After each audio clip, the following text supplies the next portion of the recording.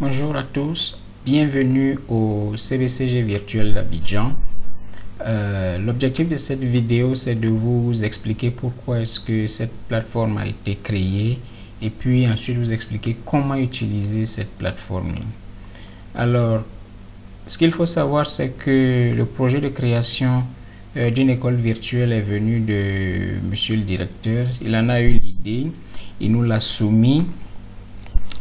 Son argument, c'est qu'il faut trouver un moyen de maintenir nos étudiants en contact avec leurs cours face à la situation présente de confinement dans laquelle chacun se retrouve chez lui. On ne peut pas laisser les enfants oisifs et donc il faut trouver un moyen pour les maintenir en contact avec leurs cours, les maintenir actifs. Et nous avons trouvé que c'était une bonne idée, nous avons adhéré et c'est à partir de là que nous avons créé cette plateforme-là. Donc, nous vous invitons à vous approprier cette plateforme-là. Venez y déposer vos cours, venez y déposer vos évaluations pour permettre à vos étudiants de travailler, de rester actifs parce que cette période de confinement, on ne peut pas savoir combien de temps elle va durer. Il ne serait pas bon de laisser nos enfants, nos apprenants oisifs. Donc, voici pour les objectifs. Alors, pour ce qui concerne l'utilisation de la plateforme, comme vous pouvez voir là, c'est vraiment une école virtuelle avec toutes les classes que vous voyez.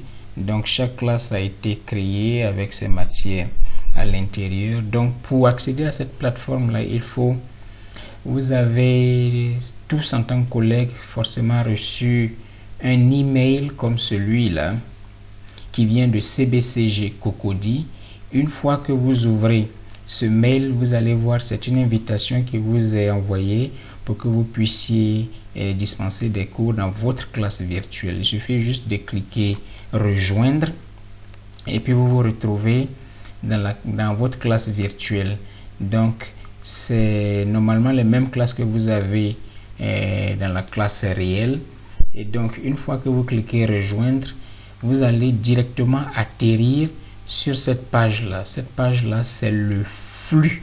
On l'appelle le flux. Vous pouvez y accéder en cliquant sur le flux en haut.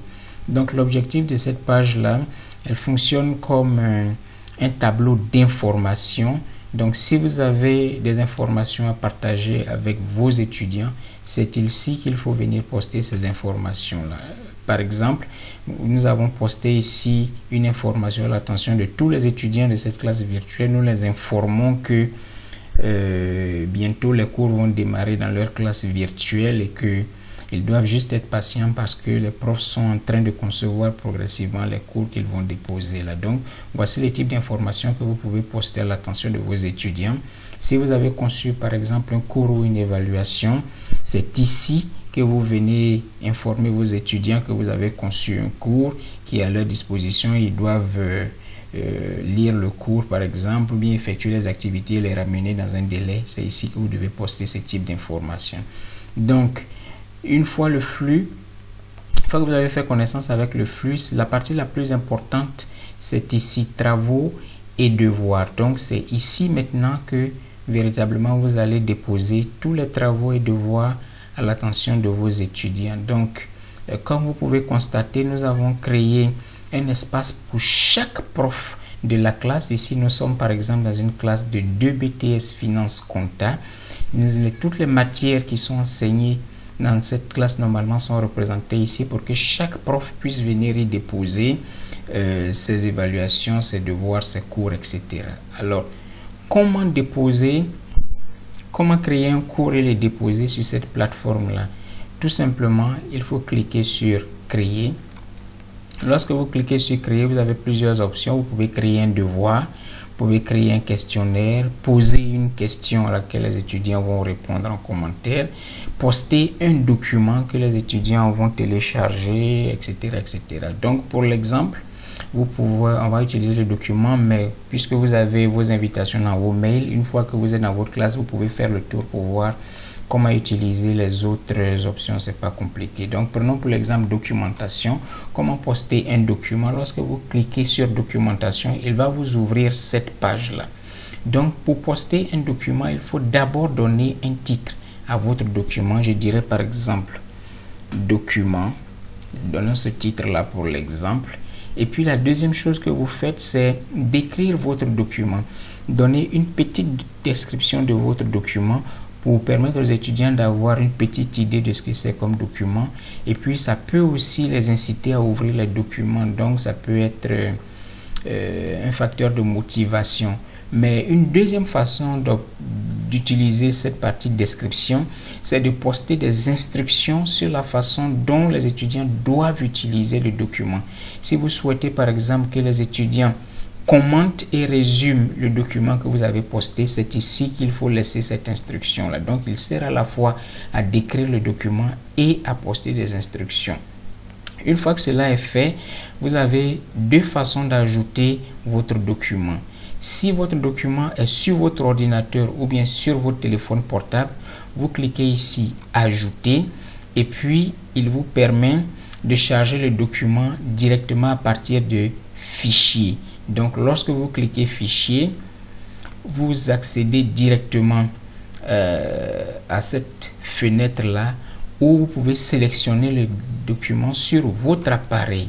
Donc lorsque vous cliquez, il vous envoie dans le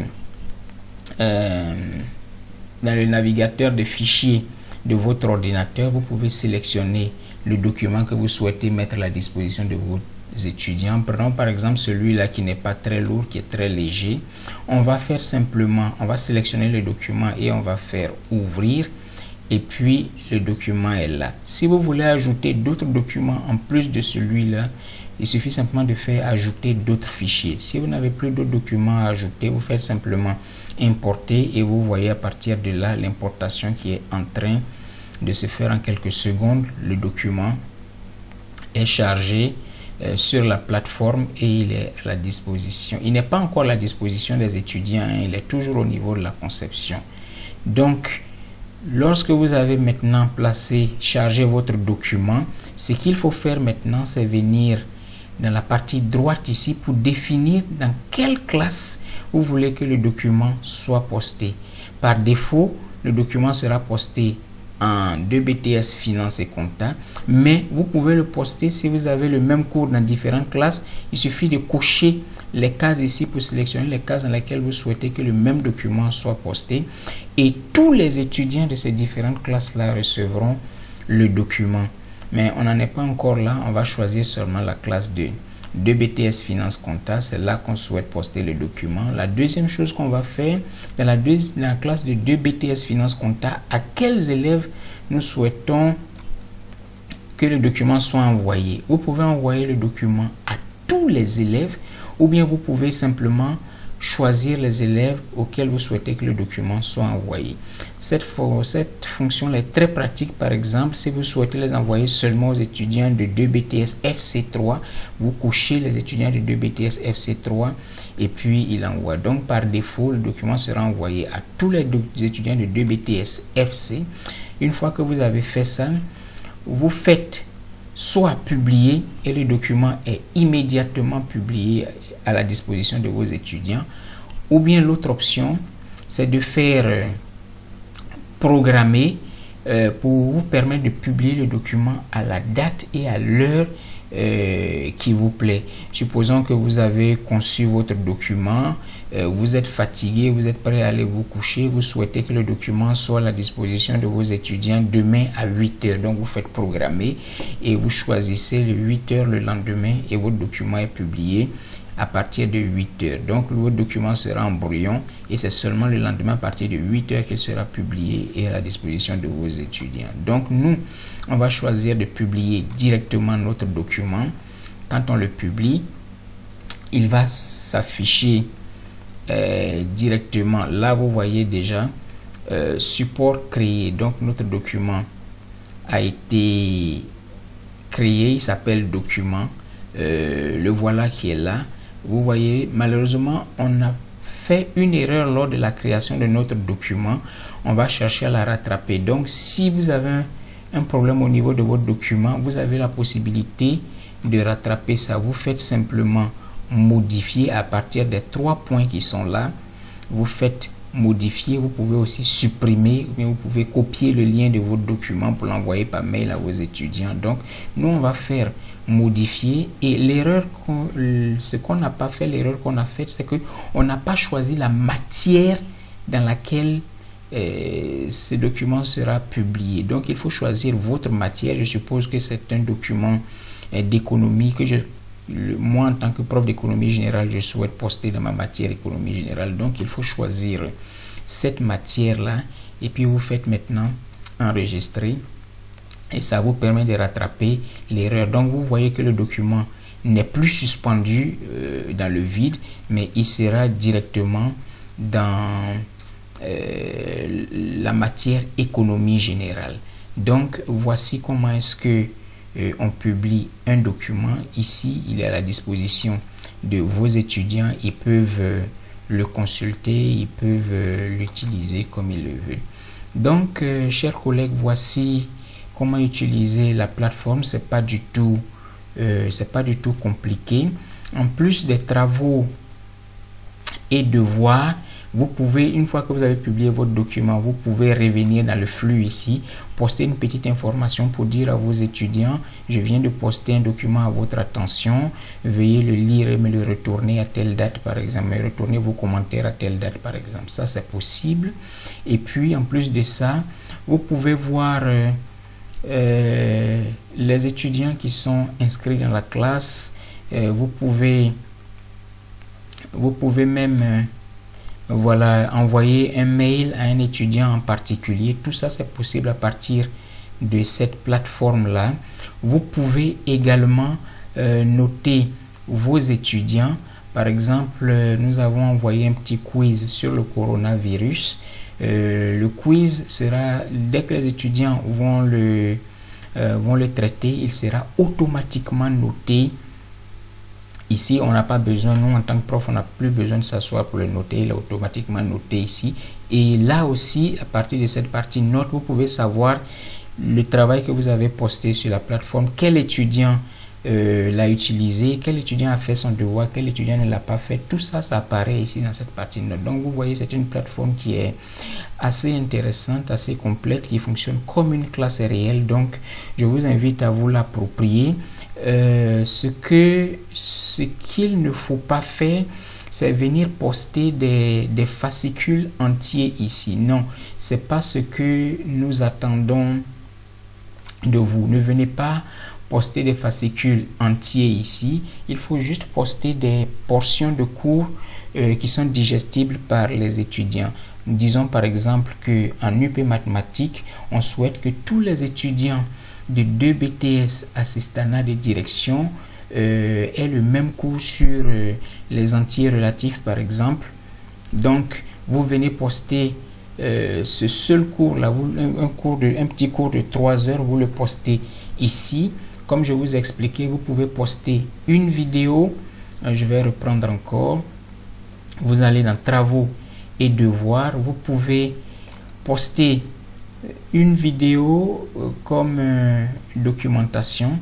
Vous pouvez poster une vidéo YouTube, ou bien vous pouvez poster le lien d'une vidéo, ou bien vous pouvez prendre la vidéo directement sur votre téléphone portable ou bien sur votre ordinateur. Donc, vous pouvez vous filmer en train de faire une démonstration de cours, par exemple, et poster cette démonstration de cours là sur cette plateforme là pour permettre à vos étudiants de suivre votre cours et d'effectuer les activités qui suivent. Donc, voici un peu rapidement brossé comment est-ce que vous pouvez utiliser la plateforme. J'espère n'avoir pas été trop long, j'espère avoir été assez clair. Si vous avez des questions, si vous avez des difficultés, retournez simplement dans votre mail là où vous avez reçu votre invitation, et puis vous faites répondre, vous nous envoyez vos commentaires, vos suggestions, etc. pour que nous puissions améliorer la plateforme. Donc, merci de votre attention et puis bonne utilisation du CBCG virtuel d'Abidjan.